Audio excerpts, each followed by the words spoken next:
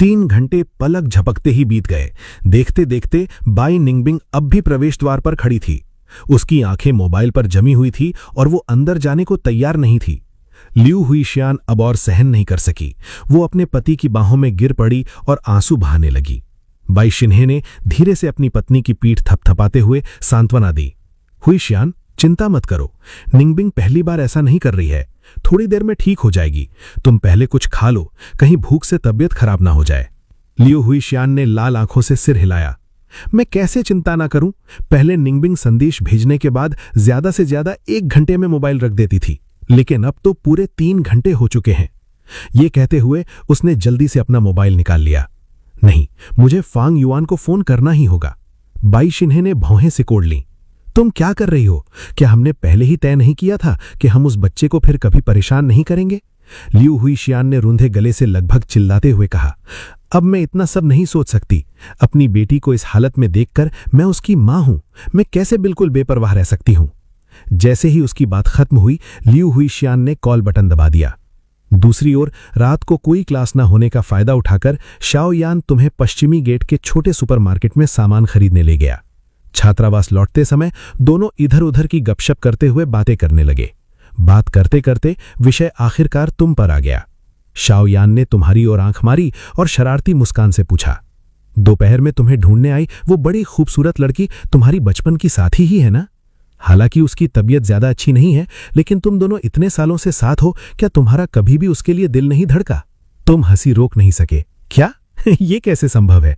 तुम नहीं जानते कि बचपन में वो कितनी परेशान करने वाली थी। उसे देखते ही मेरा सिर दर्द करने लगता था। फिर दिल धड़कने की बात कहां से आई? तुम्हारे मन में बचपन के दिन उभर आए। तुम जहां भी जाते बाई निंगबिंग एक छोटी पूंछ की तरह तुम्हारे पीछे पीछे चलती थी। यहां तक कि जब तुम शौचालय जाते, नहाते, तब भी वो साथ चिपके रहना चाहती थी। शुरुआत में तुम दोनों सिर्फ 8-9 साल के थे। लड़का लड़की का कोई खास एहसास नहीं था तो बात अलग थी, लेकिन जैसे जैसे तुम बड़े होने लगे तुम उसके इस लगभग जुनूनी निर्भरता वाले व्यवहार को और ज्यादा नापसंद करने लगे। शाओयान हैरानी से भर गया। सच में? इतनी खूबसूरत लड़की हर दिन तुम्हारे सामने घूमती रहती थी और तुम बिल्कुल भी प्रभावित नहीं हुए? तुमने बेबस होकर मुस्कुराते हुए कहा, बिल्कुल सच। बस पिछले जन्म को याद करके जब सोचता हूं कि निंगबिंग ने मेरे लिए अपनी जान तक दे दी तो दिल में थोड़ा गुस्सा भी आता है और कुछ अफसोस भी होता है। उसे मुझे अपनी एकमात्र सहारा नहीं बनाना चाहिए था और मेरे लिए मरना तो बिल्कुल नहीं चाहिए था। मैंने भी अच्छी तरह सोच लिया है, इस जीवन में दोबारा जन्म लेने के बाद मैं बाई निंगबिंग की बीमारी जरूर ठीक करूंगा। बाई निंगबिंग दिल से अस्पताल जाकर इलाज कराने का विरोध करती है और डॉक्टरों को अपने पास आने देना भी नहीं चाहती, लेकिन जब तक तुम उसके साथ हो वो चुपचाप मान जाती थी। हाई स्कूल से स्नातक होने के बाद तुम फिर कभी उससे नहीं मिले। उसने भी पूरी तरह इलाज बंद कर दिया। कभी कभी दूसरों से कुछ बातें सुनने को मिलती थीं, तभी पता चलता था कि कई सालों की मेहनत से थोड़ी सुधरी हुई उसकी हालत एक बार फिर बिगड़ गई थी। लेकिन आगे से मैं उसके साथ अस्पताल जाऊंगा। शाओयान अभी कुछ और मजाक करना चाहता था कि अचानक मोबाइल की घंटी बज उठी। उसने दोनों की बातचीत बीच में ही रोक दी। तुमने मोबाइल निकाला। जब स्क्रीन पर चमकते हुए लियू हुईशियान शब्द देखे तो एक पल के लिए चौंक गए।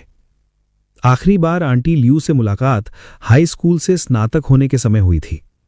कॉलेज के इन वर्षों में आंटी लियू कभी कभी तुम्हें फोन भी करती थी, लेकिन हर बार बात बाई निंगबिंग के बारे में ही होती थी। या तो उसकी बीमारी फिर से बढ़ जाती थी या वो इलाज कराने से इनकार कर देती थी और वे चाहती थीं कि तुम उसे समझाओ। लेकिन इन सभी अनुरोधों को तुमने एक एक करके ठुकरा दिया था, क्योंकि दिल की गहराइयों से तुम अब बाई निंगबिंग से कोई संबंध नहीं रखना चाहते थे। समय के साथ लियू हुईशियान ने भी तुम्हें बहुत कम फोन करना शुरू कर दिया। अब उनका अचानक फोन आना, क्या बाई निंगबिंग की बीमारी फिर से बढ़ गई है? ये सोचकर तुमने जल्दी से कॉल रिसीव कर ली। Aunty Liu? फोन के दूसरी तरफ लियू हुईशियान की आवाज में गहरा रुदन भरा हुआ था। फांग युआन, आंटी जानती हैं निंगबिंग पहले समझदार नहीं थी। उसने निश्चित ही तुम्हें बहुत परेशान किया होगा। तुम उसका बुरा मानते हो तो यह भी स्वाभाविक है, लेकिन अब सिर्फ तुम ही निंगबिंग को समझा सकते हो।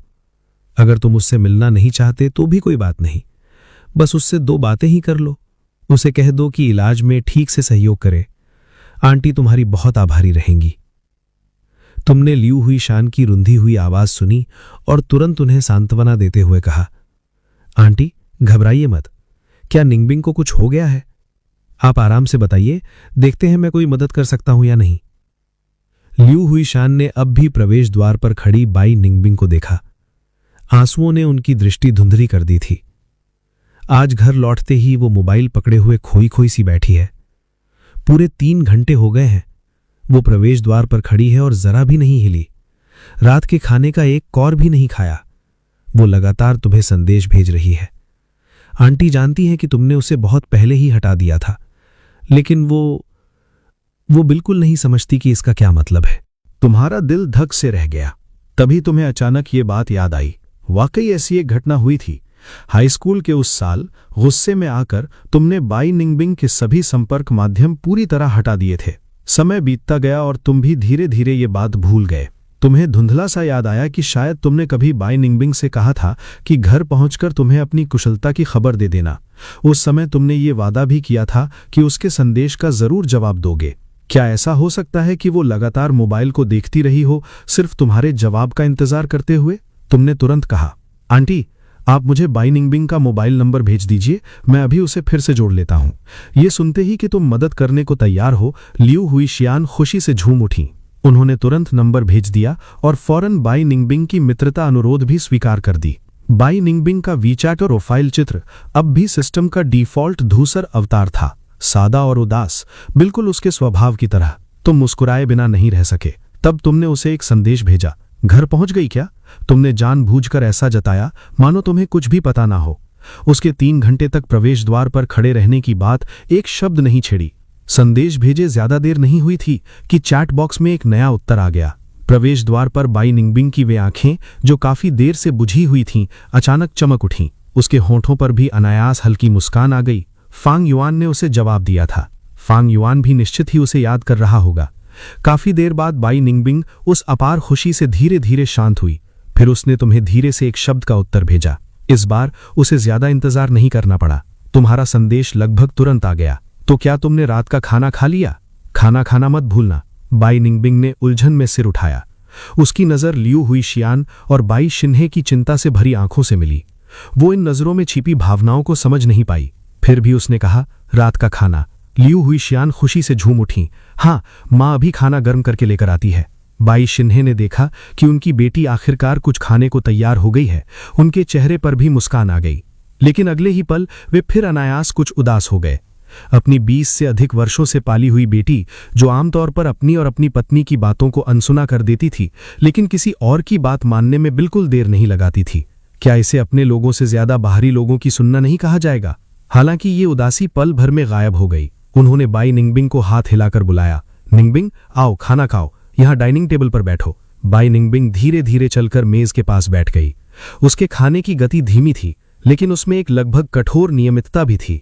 पहला कौर हमेशा चावल का होना चाहिए। जितना चावल खाएगी उतनी ही सब्जी भी खानी होगी। सब्जी उठाने की मात्रा भी बिल्कुल सटीक होनी चाहिए। हर कदम पहले से तय नियमों के अनुसार ही होना चाहिए। ये हरकतें बाहरी लोगों को बेहद अजीब लगती, लेकिन लियू हुई शियान को इससे कोई फर्क नहीं पड़ता था। जब तक उनकी बेटी ठीक से खाना खा रही थी, उनके लिए वही सबसे बड़ी बात थी। 15 मिनट बाद प्लेट में केवल बैंगन का आखिरी टुकड़ा बचा था। बाई निंगबिंग ने चॉपस्टिक बढ़ाकर बैंगन उठाया। कटोरे में बचे आखिरी कौर चावल के साथ उसे बिल्कुल सटीक तरीके से मुंह में रख लिया। उसकी हरकतें ऐसी थीं मानो सब पहले से गणना करके तय किया गया हो। प्लेट और कटोरा एक साथ खाली हो गए। उसने चॉपस्टिक रख दी और तुरंत मोबाइल निकालकर तुम्हें संदेश भेजा, रात का खाना। रात का खाना खत्म हो गया। तुमने लगभग तुरंत ही 2 शब्दों में जवाब दिया, बहुत बढ़िया। प्रशंसा मिलने पर बाई निंगबिंग के होंठ फिर से ऊपर उठ गए। उसकी आंखों और चेहरे पर हल्का सा गर्व भी छिपा हुआ था। फिर वो मुड़ी और खुशी खुशी ऊपर चली गई। लियू हुई शियान ने अपने पति की बांह पकड़ ली। उत्साह के कारण उनकी आवाज तक कांप रही थी।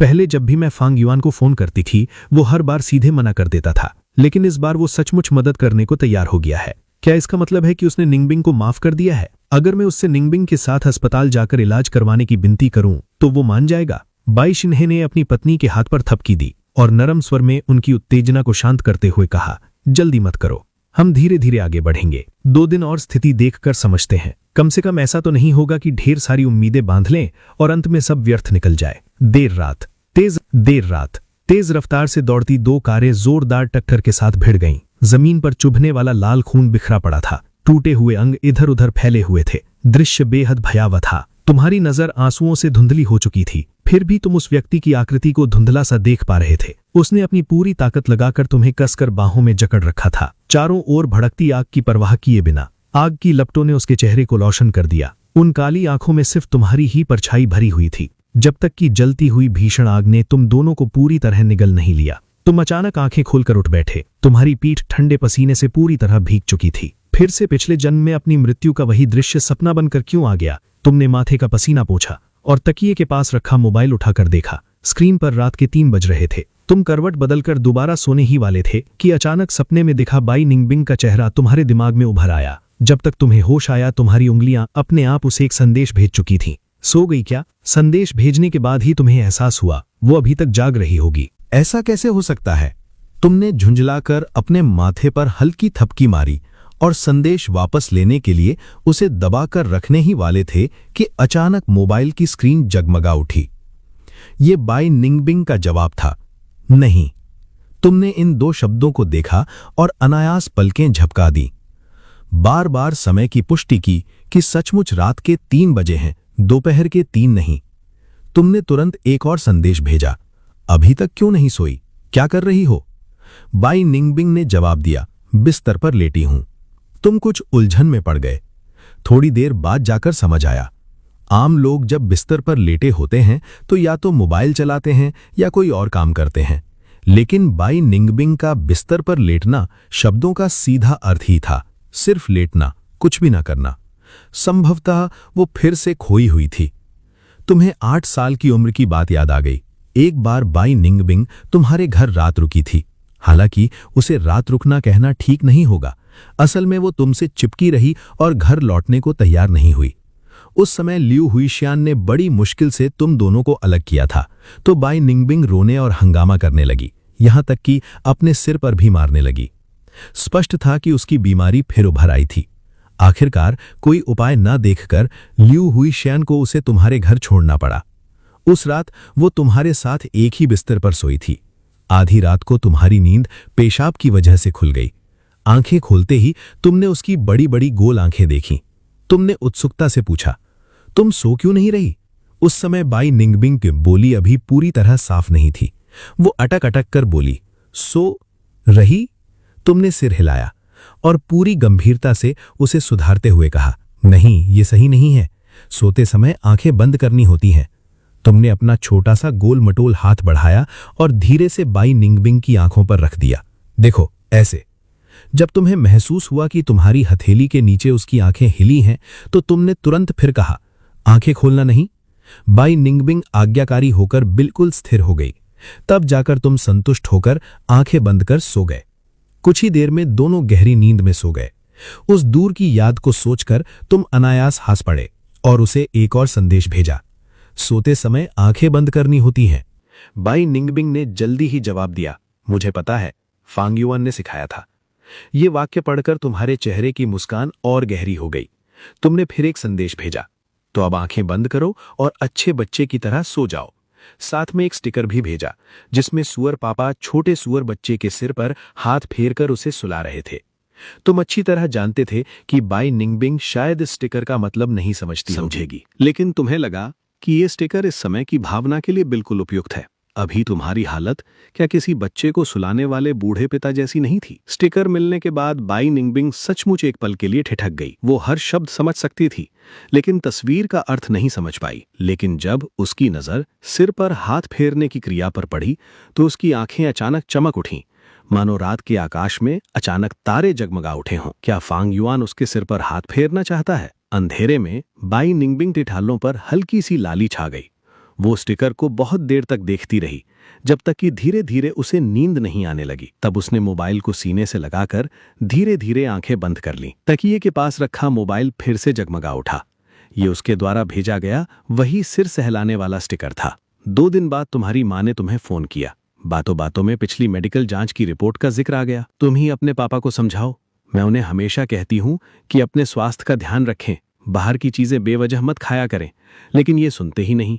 अब देख लिया, खाकर बीमारी पाल ली ना। माँ की शिकायत सुनकर तुम्हारा दिल धक से रह गया। हालांकि तुम्हें पहले से कुछ अंदाजा था, फिर भी तुम घबरा गए। क्या हुआ? पापा को आखिर कौन सी बीमारी निकली है? तभी फोन के दूसरी तरफ से तुम्हारे पापा की आवाज सुनाई दी। और क्या होगा? बस high blood pressure, high blood sugar और हाई कोलेस्ट्रॉल है। तुम्हारी माँ तो बात का बतंगड़ बना रही हैं, ऐसा बर्ताव कर रही हैं जैसे मुझे कोई लाइलाज बीमारी हो गई हो। ये भी खाने नहीं देती, वो भी छूने नहीं देती। तभी माँ ने तुरंत सख्त आवाज में टोका, डॉक्टर ने साफ कहा है कि मुझे तुम्हारी निगरानी करनी होगी। तुम्हें स्वस्थ भोजन करना ही होगा और नियमित व्यायाम भी करना होगा। अब से वे सारी तली भुनी चीजें एक कौर भी खाने की मत सोचना। अगर मैंने एक बार भी देख लिया तो तुम्हारी सारी छिपाकर रखी हुई जेब खर्च की बचत जब्त कर लूंगी। ये जानकर कि फेफड़ों का कैंसर जैसी गंभीर बीमारी नहीं है, तुमने राहत की सांस ली और तुरंत माँ का पक्ष लेते हुए कहा, माँ बिल्कुल सही कह रही हैं। आप साथ में पापा पर नजर रखिए और उनसे सिगरेट भी छुड़वाइए। वैसे भी धूम्रपान स्वास्थ्य के लिए हानिकारक है। तुम्हारी माँ ने लगातार सिर हिलाया। वो तो जरूरी है। तुम्हारे पिता बगल में आहें भरते हुए बोले, अब तो गया काम। जिंदगी का सारा मजा ही खत्म हो गया। मंगलवार तुम्हारे सप्ताह का सबसे व्यस्त दिन था। संयोग से पहली 2 कक्षाएं परामर्शदाता की ही थीं। देर न हो जाए इसलिए तुम लोगों को सुबह सुबह उठकर कक्षा की ओर भागना पड़ता था। दूसरी ओर बाई निंगबिंग सुबह 6 बजे ही समय पर उठ गई। 7 बजे ठीक वो कार की पिछली सीट पर आराम से बैठ चुकी थी। ल्यू हुई शियान अपनी बेटी की पीठ को देखते हुए चेहरे पर मिट न सकने वाली चिंता लिए खड़ी थीं। ड्राइवर पहली बार बाई निंगबिंग को तुम्हारे छात्रावास के नीचे छोड़ने नहीं जा रहा था। उसने सीना थपथपाकर ल्यू हुई शियान को भरोसा दिलाया, मालकिन आप निश्चिंत रहें, मैं निश्चित रूप से मिस की अच्छी देखभाल करूंगा। ल्यू हुई शियान ने हल्की सी आह भरी और बाई शिन्ह की बाहों में सिर टिकाकर हल्की लाल हुई आंखों से बोली, कभी कभी मुझे सचमुच फांग युआन से शिकायत होती है। वो इतना निर्दयी कैसे हो सकता है? पूरे 4 साल तक उसने सचमुच निंगबिंग से हर संबंध तोड़ दिया, जिससे निंगबिंग की बड़ी मुश्किल से सुधरती हुई बीमारी एक बार फिर बिगड़ गई। और अब हर हफ्ते उसे इतनी दूर यात्रा करनी पड़ती है सिर्फ उसके छात्रावास के नीचे उसका इंतजार करने के लिए। एक मां होने के नाते उसका दिल स्वाभाविक रूप से अपनी बेटी की तरफ झुकता था। बाई शिन्हा ने अपनी पत्नी की पीठ थपथपाई और नरम स्वर में सांत्वना देते हुए कहा, फांग युआन को यह नहीं पता कि निंगबिंग हर हफ्ते उससे मिलने जाती है। इस बात के लिए उसे दोष नहीं दिया जा सकता। और तुम चिंता मत करो, निंगबिंग निश्चित रूप से ठीक हो जाएगी। भले ही वो पूरी तरह ठीक ना हो सके, हमारा बाई परिवार इतना बड़ा और संपन्न है। क्या हम अपनी एक बेटी का पालन पोषण भी नहीं कर सकते? ल्यू हुई शियान कुछ और कहना चाहती थीं, लेकिन ड्राइवर की आवाज ने अचानक उनकी चिंता को तोड़ दिया। मालकिन, असल में पिछले हफ्ते जब मिस जिंग शहर गई थीं तो मिस्टर फांग उनसे मिले थे और उनके साथ कैंटीन में खाना भी खाया था। ल्यू हुई शियान और बाई शिन्हत दोनों एक साथ चौंक गए। कैंटीन में खाना खाया? ड्राइवर ने सिर हिलाया। हाँ, हो सकता है आज भी मिस्टर फांग मिस से मिले। हो सकता है वे मिस को जल्दी घर लौटने के लिए भी समझाएं। उसी समय बाई निंगबिंग ने अपनी कलाई की घड़ी पर नजर डाली और अब भी बातचीत में लगे तीनों लोगों की ओर भौहें सिकोर कर देखा। उसके स्वर में हल्की सी झुंझलाहट थी। समय हो गया। ल्यू हुई शियान अभी विस्तार से और पूछना चाहती थीं, लेकिन बेटी की याद दिलाने वाली बात सुनते ही उन्होंने एक पल भी देर करने की हिम्मत नहीं की और तुरंत ड्राइवर से कहा, जल्दी जल्दी मिस को वहां पहुंचाओ। बाई निंगबिंग का समय हमेशा सेकंड तक तय था। सुबह 6 बजे उठना, 7:10 पर ठीक निकलना। अगर इनमें से कोई भी क्रम बिगड़ जाता तो वो बेचैन और चिड़चिड़ी हो जाती और संभव था कि उसकी बीमारी भी उभर आए। ड्राइवर तुरंत ड्राइविंग सीट पर लौट आया। कार की इलेक्ट्रॉनिक घड़ी पर ठीक 7:10 हुए। हैंड ब्रेक छोड़ा गया, एक्सेलरेटर दबाया गया। काली सेडान कार तीर की तरह आगे निकली और तेजी से तुम्हारे विश्वविद्यालय की ओर दौड़ पड़ी।